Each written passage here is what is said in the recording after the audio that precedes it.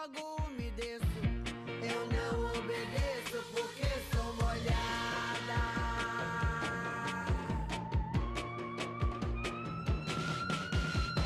Enxago a nascente, lava a porra.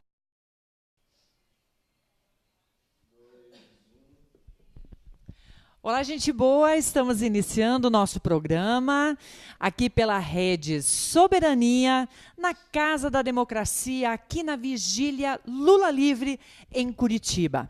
E aí a gente já quer agradecer de antemão a cada um e a cada uma de vocês que nos acompanham em todos os debates aqui que acontecem na Casa da Democracia e que acontecem na Rede Soberania. Hoje o nosso debate, coisa que não é diferente de todos os debates que têm acontecido até agora, sobre a atual conjuntura, sobre a realidade que a gente está vivendo, que está à flor da pele. E nós vamos hoje conversar com o Mário. O Mário é presidente do Sindipetro, Paraná, Santa Catarina, e a gente hoje vai conversar um pouco sobre soberania nacional, sobre a Petrobras, sobre a greve dos caminhoneiros, sobre a greve dos petroleiros, que começa a partir das 0h do dia 30 agora de maio, quer dizer, essa madrugada o pessoal já está aí se organizando, e a gente vai conversar um pouco sobre isso. Tá bom? Então, vamos lá, já agradecendo aí a nossa equipe do Mídia Ninja, as meninas, ao Edvan, que estão aí nos ajudando aí na técnica, e a gente vai, então, bater um papo aqui com o Mário. Mário, vamos conversar já de cara, conversando um pouco sobre esse último período aí agora, né, da greve dos caminhoneiros, toda essa situação, a pauta, um tanto quanto controversa que a gente tem visto aí de norte a sul do Brasil, da greve dos caminhoneiros por conta principalmente aí motivada aí pelo aumento exagerado aí do combustível. O que é que a gente consegue tirar disso já de cara? Bom, o nosso sindicato foi um dos primeiros a prestar solidariedade aos caminhoneiros, uma solidariedade de classe, né? A gente, desde o começo, nós tivemos essa intenção de nos solidarizarmos ao movimento dos caminhoneiros, entendendo que sempre é uma reivindicação justa quando é de trabalhador, né? E o que a gente viu foi totalmente ao contrário do que uma pauta para chamar de greve, onde você não coloca nenhuma reivindicação salarial, ficou apenas no preço. Então, a gente desconfiou. E, a partir do momento que colocaram a questão do preço do combustível, nós já tínhamos uma greve aprovada antes de começar o movimento dos caminhoneiros. E nós colocamos essa questão, adiantamos nossa agenda de greve. Essa greve é uma greve de advertência de 72 horas, a princípio, podendo se transformar por tempo indeterminado, de acordo com o andar da greve. Mas o debate estava muito ruim, colocado numa questão de que o imposto está muito alto. A gente sentia uma blindagem na atual gestão da Petrobras, né? A ideia que foi passada para a sociedade de maneira geral, de esconder o presidente da Petrobras, de esconder o real motivo porque está o preço tão alto que nós estamos pagando na bomba, e é isso que a gente quer explicar para a sociedade. Aproveitar a nossa greve para explicar isso. A impressão que deu é que o presidente da Petrobras tem muito mais poder que o presidente que está ocupando aquele espaço, presidente da República, né? É mais ou menos por aí. E eu acho que é bem importante a gente, inclusive, utilizar este espaço, né, dessas mídias alternativas. Nós estamos aí em link em rede com 28 mídias alternativas, legal, transmitindo esse nosso bate-papo aqui. Penso que é bem importante você esmiuçar um pouquinho. Como é que nós conseguimos sair de um preço em 2015, 2016, de 2,5 o litro da gasolina, para hoje está pagando quase R$5 o litro da gasolina? O que é que mudou nessa política de preços da Petrobras? Bom, o que mudou foi a gestão como um todo, né? Nesse período mudou a gestão tanto do governo brasileiro e o governo brasileiro que manda na Petrobras, e quem assumiu o controle da Petrobras foi o mercado financeiro internacional, né? Assumiu o comando da Petrobras, e uma das primeiras medidas lá atrás, em 2016 ainda, foi a quebra da legislação de partilha, onde voltou tudo por concessão. É um debate muito interessante esse. Se a gente tivesse um pouquinho mais de tempo, daria para avançar mais na questão da por que aconteceu isso, né? A questão do fundo soberano, e isso está sendo abocanhado por empresas internacionais. Foi entregue muito dos poços do pré-sal. Petrobras teve um prejuízo enorme com isso. São algumas lava-jatos de prejuízo, muito maior o prejuízo da Petrobras com essa questão da partilha. A questão do próprio governo de ter abonado cerca de 50 bilhões por ano das empresas internacionais que vêm explorar aqui, né? Deu um subsídio bastante interessante, né? Mas vamos em partes por ano, aí. Isso dá trilhões, se você for ver a quantidade de barris que tem no pré-sal. Então, eu só queria... Eu gosto de falar isso porque grandes produtores de petróleo no mundo, isso geopolítica do petróleo, quem produz, que tem essa benesse da natureza, de Deus, para quem acredita, que colocou essa riqueza no subsolo de um determinado país, eles não deixam vender para a população nesse preço exorbitante que está, né? É um preço exorbitante justamente porque ele está indexado ao mercado internacional. Então, sobe o barril, por algum motivo, uma bomba dos Estados Unidos lá na Síria, no Irã, sobe o barril de petróleo. Isso se reflete na bomba de gasolina que você está pagando. Então, dentro da nossa soberania, não deveria ser indexado nunca ao mercado internacional. Isso é um bem que tem que estar sob controle do Estado. Um Estado decente, um Estado que consiga fazer isso sem ter a pressão do mercado internacional, que tenha respaldo para isso. E o que a gente está vendo no Brasil agora, por isso a diferença de preço, é que esse governo não consegue ter esse respaldo para enfrentar o capital internacional. O capital internacional colocou esse cidadão lá. O capital internacional colocou o presidente da Petrobras hoje, ele fez essa entrega do pré-sal, destruiu a indústria naval brasileira, praticamente 140 mil desempregados na indústria naval brasileira, para gerar emprego na China e em Singapura, por exemplo. As plataformas não estão sendo mais construídas no Brasil, não tem mais conteúdo nacional, foi tudo quebrado. E agora, além da indexação no preço dos combustíveis, também outra benesse que eles deram para as empresas internacionais foi liberar a importação de mais de 30% de gasolina e óleo diesel, tendo capacidade de refino no Brasil para fazer. Pois isso é uma coisa que até seria importante a gente poder conversar aí com o nosso povo que está nos acompanhando. Ou seja, nós temos a condição de refinar a gasolina, o gás de cozinha, nós temos a condição de refinar isso aqui, mas nós mandamos o petróleo bruto, ele é refinado lá fora, e nós compramos de volta o produto pronto para ir para a bomba, para ir. Ou seja, para além de o nosso preço hoje estar indexado à volatilidade, né, do barril do petróleo, do mercado financeiro internacional, além disso ainda, nós estamos pagando para que refinarias de fora possam vender o petróleo aqui. É mais ou menos isso, então? É isso. Você ter uma ideia, os Estados Unidos se transformou no maior exportador de diesel para o Brasil no último ano.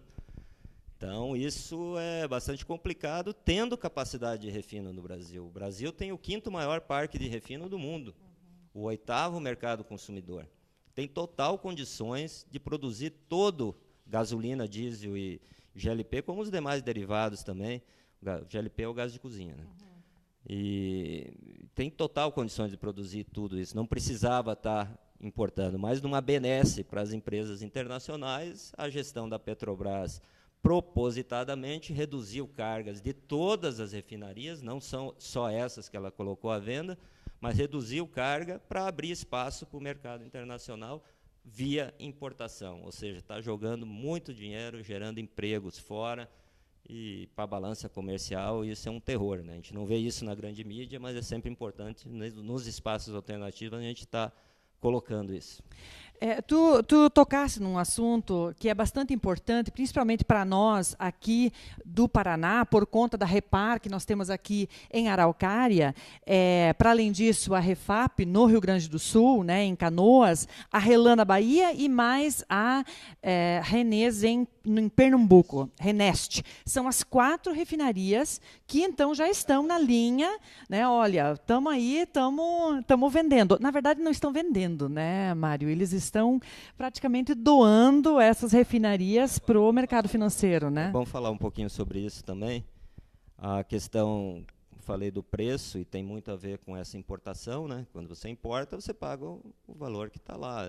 Na questão da soberania nacional, seria vantajoso você fazer, mas eles estão um pouco preocupados com a questão da soberania. Mas a entrega que eles estão prometendo fazer, e é isso que a gente quer evitar também com a nossa greve, é a entrega a preço de banana das nossas refinarias. Você falou da Repar, a Repar tem uma particularidade que ela foi recentemente ampliada, né? Ela teve uma ampliação de uns 30% de capacidade, mas fazendo produtos mais nobres, agregando valor, que é isso que os americanos estão ganhando hoje. Estão de olho? Estão de olho. Ela teve uma ampliação que foram gastos 5 bilhões e meio de dólares. E as 4 refinarias hoje estão sendo entregues, por isso que a gente fala preço de banana, por 10 bilhões de dólares. Ou seja, 2,5 bilhão de dólares por refinaria. Ou seja, são algumas lava-jatos aí também, se você fizer o cálculo. Então, entregando a preço de banana essas 4 refinarias, representa cerca de 25% do mercado nacional, tem capacidade para isso, e é uma entrega que com certeza não vai ficar só nessas refinarias, o mercado é guloso, e eles vão entregar as demais refinarias do Brasil, e o Brasil vai perder totalmente o controle. Isso vai se refletir diretamente no preço do...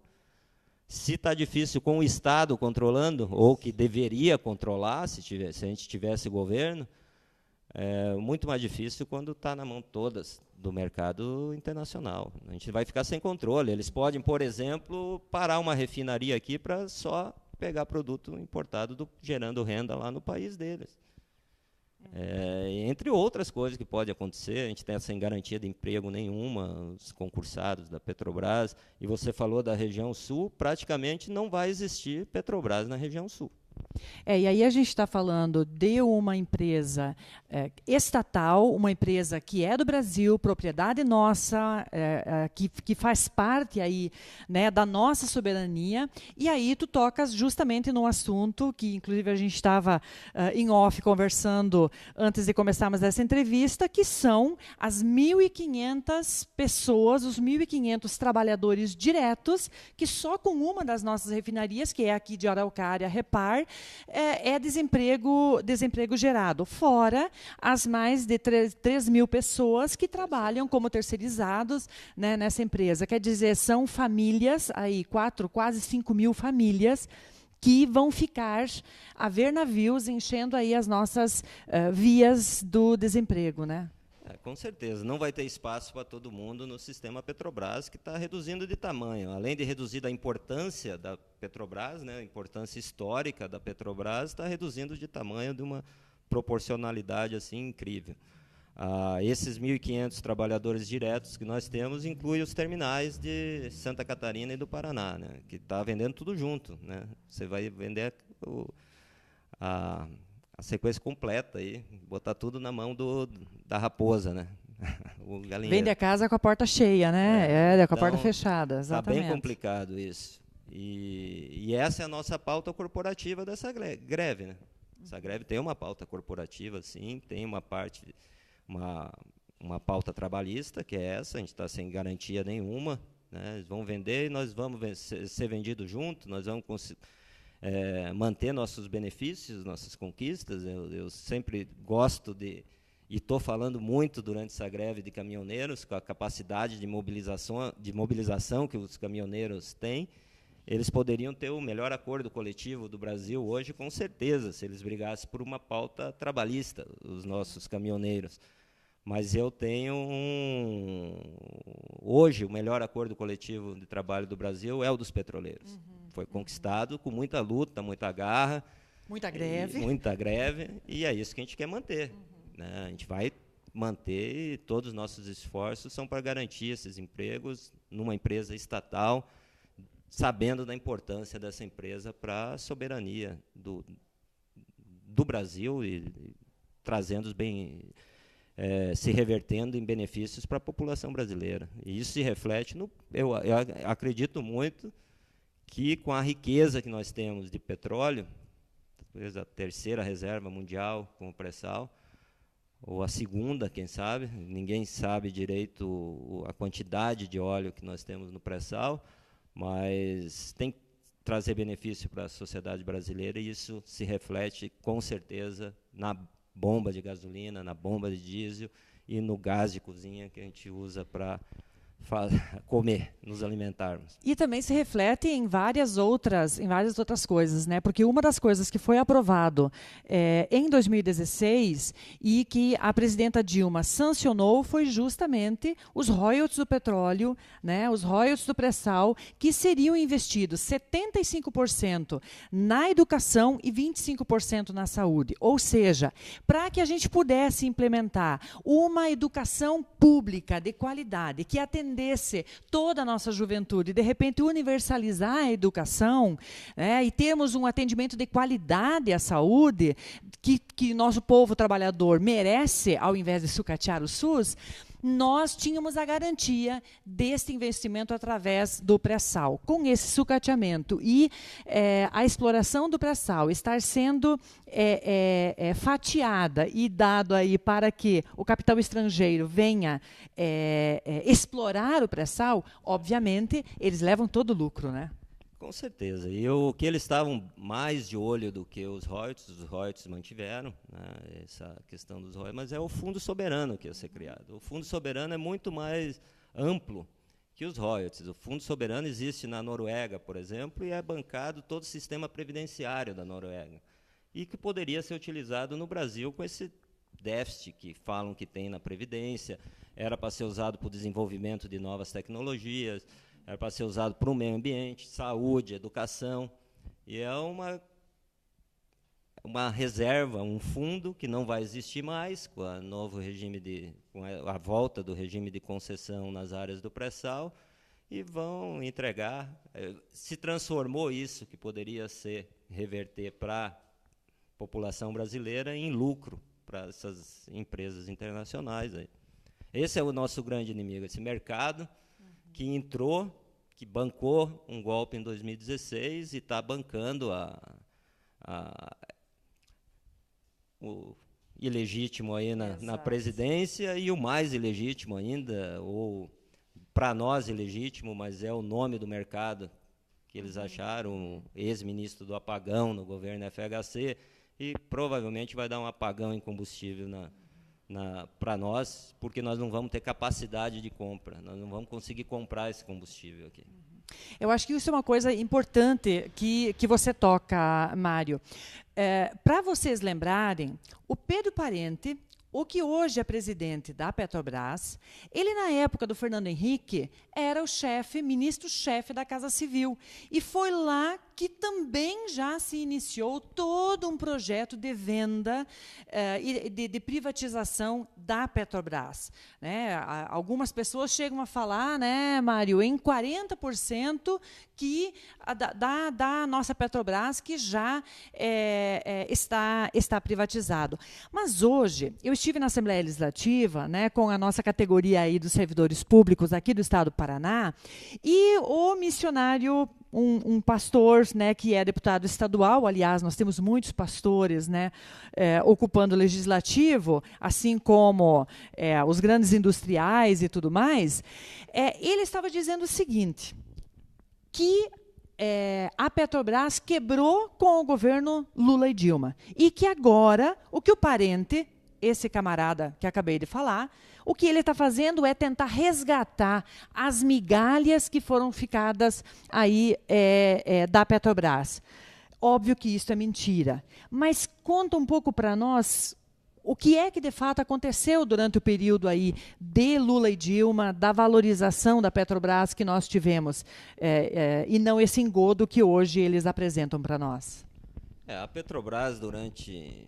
Bom, se tem uma ideia, ela ficou quase 10 anos praticamente sem concurso, né? Os primeiros concursos que teve pós-93, quando eu entrei na Petrobras, e tiveram concursos pontuais, mas com pouca gente, ele passou a voltar. Nós éramos 35 mil trabalhadores em 2002 e chegamos a 80 mil em 2012, 13.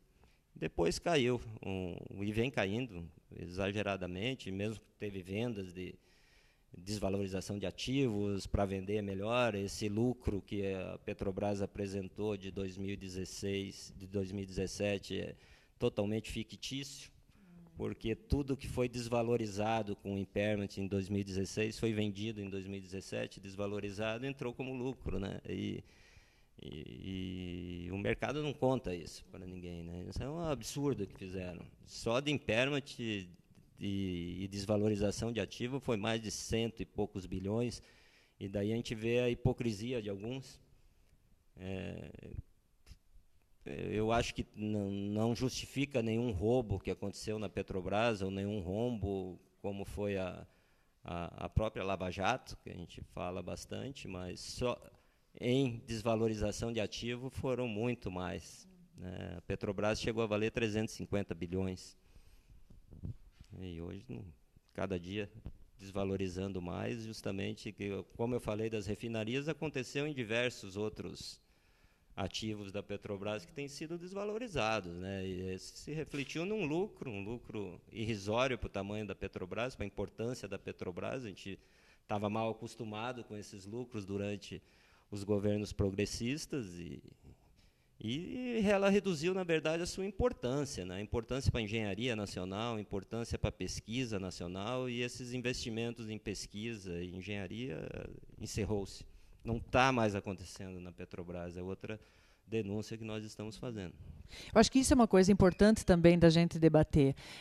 Defender a Petrobras não é só nós defendermos o pré-sal e todos os investimentos que isso significa, defender os trabalhadores que estão lá, mas é todo este investimento em pesquisa, né, em produção naval, em todo este arcabouço tecnológico que a Petrobras vinha desenvolvendo e que, de repente, agora está tudo sendo sucateado, né? Sim, além de sucatearem para vender melhor, que a gente fala, né? E você colocar, baixaram todos os contratos, o investimento em manutenção nas empresas, na empresa está muito baixo, e isso é fato. A gente tem visto isso no dia a dia, vivenciado uma série de números de acidentes que vem acontecendo em série, muito preocupante isso, por falta de investimento em manutenção preventiva e o que é necessário.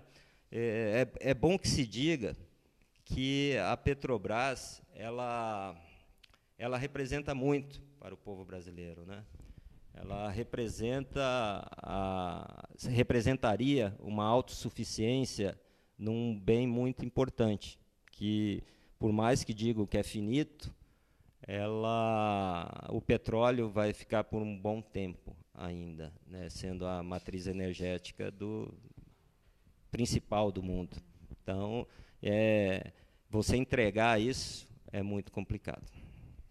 Maravilha. E deixa a gente, além de bastante triste, mas com muita disposição de luta para defender esse patrimônio. E, lógico, a gente vai convencer a sociedade a viver junto nessa luta. Isso é uma coisa que a gente tem percebido, né, tanto pelos petroleiros, como outras categorias também, de fazer esse diálogo com a sociedade, né? E de fazer esse diálogo de todas as formas. A gente tem visto vocês gravando junto com os caminhoneiros que também estão em greve, né, da gente conversar, da gente dialogar, para que a sociedade brasileira se perceba como um sujeito histórico, ativo na transformação social. Infelizmente, hoje a gente vê as nossas categorias, tu és petroleiro, eu sou da educação, a gente vê muitas vezes a nossa categoria muito passiva diante do que está acontecendo. Como se, putz, eu não posso fazer nada, eu não posso... O que você que é dirigente está fazendo para que a coisa melhore? Mas me parece que esse é um dos grandes desafios para que a gente, de fato, consiga colocar o nosso Brasil nos trilhos, é de nós começarmos a dialogar, da gente intensificar o diálogo com a sociedade, para que o nosso povo se perceba como um sujeito ativo, capaz de transformar essa realidade, não só nas eleições, mas aqui, no dia a dia, né? Esse que é um dos desafios que a gente tem, inclusive, com as nossas greves, né, Mário? Sem dúvida, esse é o maior desafio, fazer essa disputa com a mídia hegemônica, a mídia mercadológica. É complicado de colocar isso que eu estou falando para vocês, eles não te dão esse espaço, né? Eles editam, gravam, não gostam de gravar contigo ao vivo. Vamos ver agora, durante a greve, que a gente consegue passar alguns recados, senão eles cortam bastante coisa. E não consegue mesmo, né? Essa disputa com a mídia hegemônica, a gente consegue, que nem com os caminhoneiros agora, que está uma pauta bastante... Conseguimos tirar, por exemplo, várias faixas de interdição na conversa, porque não tinha muito espaço para conversar com a intervenção militar, né? Eu falei interdição, mas é intervenção militar. Mas conseguimos explicar, não combina pedir privatização, intervenção, uma coisa. E intervenção militar para quem está fazendo movimento, para quem está fazendo uma paralisação... É contraditório. É contraditório. Porque isso é a mesma coisa que pedir para não fazer mais mobilização. Né? Então, o debate está muito ruim por causa de... não sei se é o termo correto usar, mas ignorância da população. E, para isso, a gente precisa levar a informação. E eu acho que todos os espaços que nós conseguirmos levar esse debate, explicar o porquê que você está pagando caro, que não se trata do imposto. O imposto, eles vão tirar o imposto, mas vão aumentar o imposto em outras coisas. Você vai aumentar no teu arroz, no teu feijão, na tua carne. Né? Esse imposto que eles estão tirando do diesel. Alguém vai pagar isso. Alguém vai pagar. Não vai ter benefício nenhum se não reduzir o valor do refino, proporcional, tudo. O valor na bomba está errado. Está alto porque a política de indexação de preços da Petrobras está errada. Pode chamar uma política burra? Não, uma política interesseira. Eles estão lá porque sabem o que estão fazendo. Eles estão a serviço de alguém que infelizmente, o capital financeiro, né? Sem dúvida. Capital financeiro internacional. Né? Esse que é o mais grave de tudo isso. Mas, assim, para nós irmos encerrando aí o nosso debate, eu queria que você falasse um pouco da greve. Vocês estão aí numa greve de advertência, a princípio aí por 72 horas, né? São 3 dias aí de debate com a população, debate com a categoria, com a mídia. E depois, como é que vocês estão organizando isso? E outra coisa, esta greve, ela vai ser somente nas 4 refinarias que hoje estão em vias de privatização, ou é toda a Petrobras que, de fato, aí está sendo chamada para este momento de luta? Não, até as refinarias não envolvidas vão fazer também esse movimento. Todo o sistema Petrobras vai fazer esse movimento, essa greve de advertência. Não é uma greve para causar desabastecimento, até é bom que se diga, não é esse o nosso objetivo. Nosso objetivo é colocar a nossa pauta na mídia, explicar por que o preço está tão caro também, mas colocar a nossa pauta para a população brasileira, para entender da importância dessa empresa, não só para nós, trabalhadores da Petrobras, mas para toda a sociedade, né? Para todo cidadão brasileiro que teria que ter os benefícios dessa riqueza que nós temos, e a Petrobras tem toda a capacidade de explorar isso. Né? A Petrobras está muito em evidência na mídia, por conta de ingestões, a gente fala muito. É verdade. Mas a questão que colocam muito eu queria falar um pouquinho da dívida da Petrobras, se me permite. Claro, com Falam certeza. muito que está acontecendo tudo isso porque a Petrobras se endividou A Petrobras realmente se endividou. Muita dívida de longo prazo, Essa dívida ela seria paga, com certeza, que a Petrobras estava aumentando, né, na hora que estava para obter lucro, por exemplo, do pré-sal, venderam boa parte. Ela gastou muita grana ali para prospectar, para descobrir, desenvolver tecnologia para ir buscar o petróleo lá na área do pré-sal, que é bastante longe, 4.000, 7.000 metros de profundidade, mas desenvolveu essa tecnologia. Essa é uma tecnologia brasileira, uma tecnologia da engenharia brasileira, que está sendo entregue dessa forma. Então, ela se endividou para fazer isso. E quando estava muito próximo de obter lucro com isso, vendem boa parte. As refinarias foram ampliadas para agregar valor no produto, para poder exportar, para gerar mais riqueza para o país ainda, estão sendo vendidas agora. Então, mas não é um movimento que vai ser só das 4 refinarias que foram colocadas à venda, junto com seus dutos e terminais, mas é uma greve nacional que a gente quer colocar isso em mídia. Com certeza é um primeiro passo para entregar todo o restante do parque de refino do país e, na verdade, acabar com a empresa. É isso que eles... É a má intenção colocada por trás dessa história toda aí. Eles não aceitam uma empresa como a Petrobras, e se fosse um outro país mais sério, talvez eles viessem com bombas, com militarismo, com guerra, para tomar essa riqueza, né? O Brasil ousou crescer bastante e tinha condições para se manter nesse nível que o Brasil cresceu e, infelizmente, não aconteceu isso. E eles estão entregando mais, e a população brasileira tem que ficar alerta a esse entreguismo todo, e é isso que a gente procura.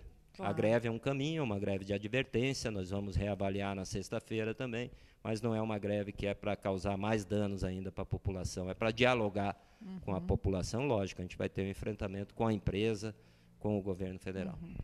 E esse diálogo com a população, ele acontece tanto com os petroleiros, que vão fazer, então, essa greve de advertência a partir da madrugada de amanhã, né, durante esses próximos 3 dias, mas também a Frente Brasil Popular, a Frente Povo Sem Medo, os demais centrais sindicais e tudo mais, vão também participar desses momentos de debate com a população, porque é isso que nós defendemos. Nós queremos a defesa de um país democrático, soberano, né?